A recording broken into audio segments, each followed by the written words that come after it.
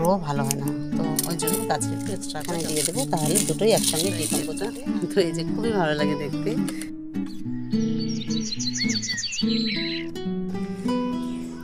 সকাল সকাল চলে আসলাম ছাদে। তো আজকে তোমাদের সঙ্গে শেয়ার করব আমার ছাদ বাগানে কিছু জৈব সার ভিজিয়ে রাখবো, আর ছাদ বাগানে আমার কি কি হয়েছে সেগুলো একটু দেখাবো। তো আসসালামু আলাইকুম, আশা করছি তোমরা সবাই ভালো আছো।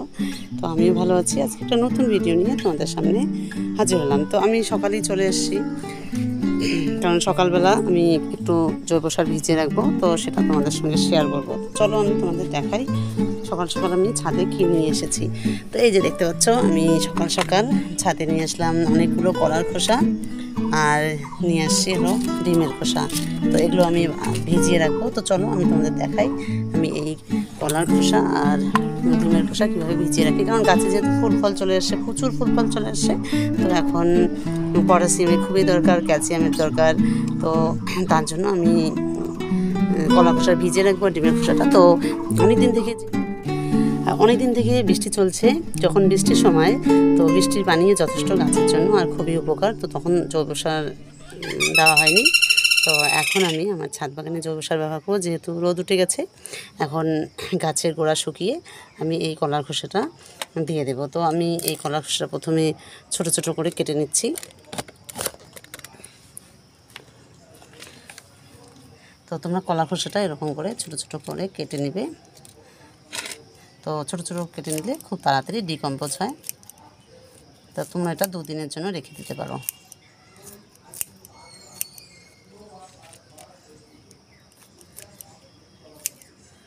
তো আমি একটা কাঁচির সাহায্যে ছোটো ছোটো করে কেটে নিলাম।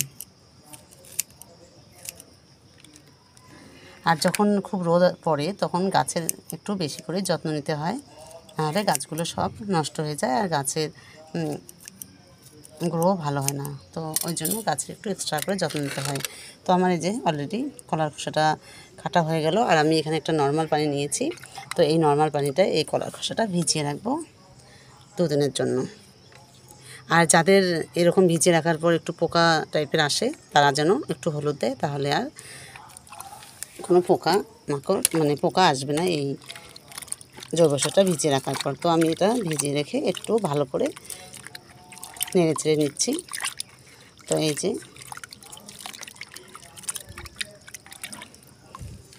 তো এটা এখানে আমি কলার খোসাটা ভিজিয়ে রাখলাম। তো তার সঙ্গে আমি একটু ডিমের খোসা এই যে ছোটো ছোটো টুকরো করে এখানে দিয়ে দেবো, তাহলে দুটোই একসঙ্গে ডিকম্পোজ হবে। আর ডিমের খোসায় প্রচুর পরিমাণে ক্যালসিয়াম থাকে, যা গাছের খুবই উপকার। তো এটা দিয়ে দিলাম। আর এই যে বাকি যে ডিমের খোসাগুলো আছে, তো এই ডিমের খোসাগুলো আমি একটু রোদে রেখে দিলাম। তো আমি ওরকম করে আমার ছাদ বাগানে ডিমের খোসাটা করে রোদে শুকিয়ে দিই, তারপর ডাস্ট করে গাছে দিয়ে দিই। তো একটা আমি ভিডিও দেব। তো আমার ফাইনালি হয়ে গেল। তো এটা এবার আমি একটু ঢেকে রেখে দেবো। তো 2 দিনের জন্য আমি ঢেকে দেবো ছায়া জায়গায়, যাতে কোনো রোদ না পড়ে। আর এটা 2 দিন পরে এসে আমি গাছে দেবো, সেটা তোমাদের দেখাবো। তো চলো তোমাদেরকে দেখাই আমার ছাদ বাগানে বটবটির কী পরিমাণে ফুল চলে এসছে, সেটা একটু দেখাবো। আমার ছাদ বাগানে বটবটি গাছে দেখো কত ফুল চলে আসছে, মাশাআল্লাহ। দেখো সকাল সকাল চলে আসলাম, তো ফুলগুলো দেখো কত সুন্দর আর দেখতেও খুব ভালো লাগে। তো এই যে দেখো আমার যে বটবটির ফুলগুলোর সঙ্গে দেখো পিঁপড়ে এসেছে।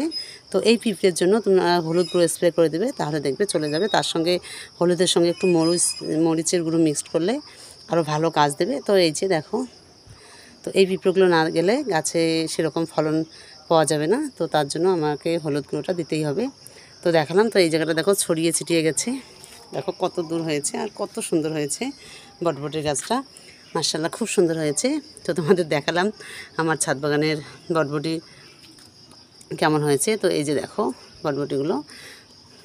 তো তোমাদের কেমন লাগলো অবশ্যই কমেন্ট করে জানাবে। তো চলো এবার তোমাদের সঙ্গে শেয়ার করি আমার ছাদ বাগানে মৌসুমি।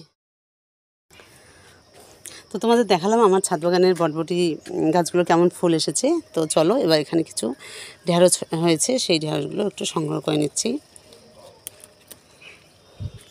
তো এরকম করে ছাদ বাগানে যখনই কোনো কাজ করার জন্য আসি, এরকম করে সবজিও সংগ্রহ করে নেই, খুবই ভালো লাগে। তো এই যে দেখো কত সুন্দর ঢেঁড়সগুলো হয়েছে, খুবই ভালো লাগে দেখতে। আর এদিকে কটা মরিচও সংগ্রহ করে নিই। আর আমার ছাদ বাগানে মাশাআল্লাহ অনেক মরিচ হয়েছে।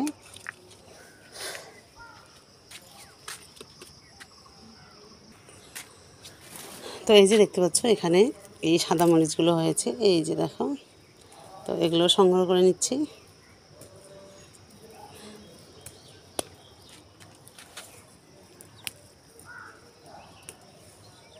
তো এই যে এখানেও কটা মরিচ সংগ্রহ করে নিলাম। আর এই দিকে দেখো বেগুন হয়েছে, তো বেগুনগুলো মাশাআল্লাহ সংগ্রহ করে নিচ্ছি। এই যে এখানে একটা বেগুন, তো এই যে দেখো মাশাআল্লাহ কত সুন্দর বেগুন, সেগুলো সংগ্রহ করে নিলাম। তো এই যে দেখো আমার ছাদ বাগান থেকে আমি বেগুন, কটা ঢেঁড়স আর মরিচ সংগ্রহ করে নিলাম। তো আমি যেহেতু ছাদে আসলাম আমার জৈব সার দেওয়ার জন্য, তো তার জন্য আমি এখানে ছাদেও কিছু টুকটাক সবজি সংগ্রহ করে নিলাম, যেগুলো সংগ্রহ করতেই হয়। তো এরকম করে প্রতিদিন তোমরা ছাদ বাগানে এসে টুকটাক। তো এই যে দেখো আমি আসলাম ছাদ বাগানে জৈব সার করার জন্য। তো এসেও দেখো আমি মরিচ, বেগুন, ঢেঁড়স সংগ্রহ করে নিলাম অল্প। তো ছাদ বাগানে আসলেই টুকটাক সবজি সংগ্রহ করা যায়। আর এদিকে দেখো এই যে কত সুন্দর কুমড়ো শাকটা হয়েছে। তো এই কুমড়ো শাকটা আমি রেখে দেবো কুমড়ো হওয়ার জন্য। আর তোমাদের আরেকটা জিনিস দেখাই। তো আরেকটা জিনিস হলো আমার ছাদ বাগানে কত সুন্দর কামরাঙ্গা হয়েছে। তো এই কামরাঙ্গাগুলো আমি সংগ্রহ করে নেব। তো এই যে দেখো একদম বাইরে আমার ছাদ বাগানের। তো এই যে দেখো দুটোই সংগ্রহ করে নিলাম। এই যে দেখো মাশাআল্লাহ কত সুন্দর আমার ছাদ বাগানে কামরাঙ্গা হয়েছে। আর একটা সংগ্রহ করব হলো সবেদা। তো সবেদাটা খুব সুন্দর হয়েছে। এই যে দেখো সবেদাটা সুন্দর হয়েছে। তো একটা সংগ্রহ করে আমি রেখে দিব, ঘরে রেখে দেবো, তাতেই পেকে যাবে। তো এই যে একটা সবেদা সংগ্রহ করে নিলাম। আর এই সাইডে দেখো কত সুন্দর কামরাঙ্গা হয়েছে, মাশাআল্লাহ অনেক সুন্দর কামরাঙ্গা হয়েছে। তো এগুলো কদিন পরে সংগ্রহ করা যাবে। এরকম এইদিকে দেখো কতগুলো হয়েছে, অনেক কামরাঙ্গা হয়েছে। আবার নতুন করে দেখো ফুল চলে আসছে কামরাঙ্গার। আর এদিকে সবেদার গাছটা এখনও ফুল চলে আসেনি, আবার নতুন করে আগেরগুলোই আছে। তো এই যে দেখো, তো তোমাদের কেমন লাগে অবশ্যই কমেন্ট করে জানাবে।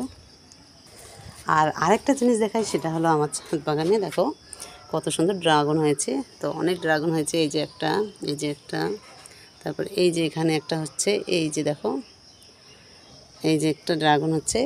তো এইদিকে দুটো ড্রাগন হয়েছে, এই যে একটা, এই যে একটা। তো এই যে খুবই ভালো লাগে দেখতে। আর অনেক মাশাআল্লাহ অনেক ড্রাগন পাবো আমি আমার ছাদ বাগান থেকে। তো এই যে ড্রাগনগুলো হয়েছে এখানে। তো তোমাদের কেমন লাগলো অবশ্যই জানাবে। এই যে একটা, এই যে একটা, এই যে এইখানে। তো সব গাছের মাথায় এরকম ড্রাগন হয়েছে। তো আজকে তোমাদের সঙ্গে এটাই শেয়ার করার ছিল। তো আমার ছাদ বাগানের কাজ শেষ হলো, আর আমি তোমাদের দেখাবো আমি কলার খোসা কীভাবে আমার গাছে দেই সেটাও দেখাবো। তো আজকের ভিডিও এখানেই শেষ করছি। তোমরা সবাই ভালো থেকো, সুস্থ থেকো, আর তোমাদের সঙ্গে নেক্সট ভিডিও দেখা হবে। আর আমার ছাদ বাগানে যে এরকম কামরাঙ্গা, সবেদা, ড্রাগন হয়েছে, তোমাদের কার কার ছাদ বাগানে এরকম হয়েছে অবশ্যই কমেন্ট করে জানাবে।